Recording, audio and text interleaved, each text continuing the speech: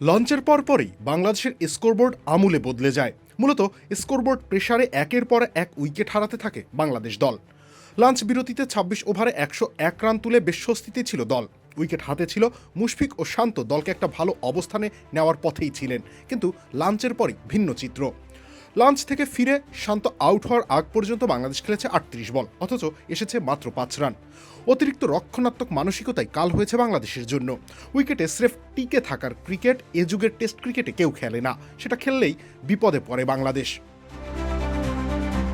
শান্ত ও মুশফিক যদি লাঞ্চের পর স্বাভাবিক ছন্দে রান তোলার চেষ্টা চালিয়ে যেতেন, তাহলে বোলারদের পরিকল্পনা বদলাতে হতো।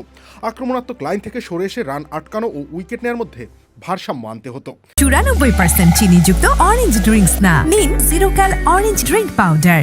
ফিল্ডিংয়েও পরিবর্তন আসতো, হয়তো ইনিংসের ৩৩তম ওভারে দ্বিতীয় স্লিপার থাকতো না। বাংলাদেশের রক্ষণাত্মক ব্যাটিং পাকিস্তানের জন্য সুযোগ বাড়িয়েছে। শান্তর পর অতিরিক্ত রক্ষণাত্মক ব্যাটিং করতে গিয়ে একের পর এক ফাঁদে পা দিয়েছেন মুশফিক ও মিরাজও। লাঞ্চের পর মাত্র ১০ রানের মধ্যেই ৩ উইকেট হারিয়েছে বাংলাদেশ।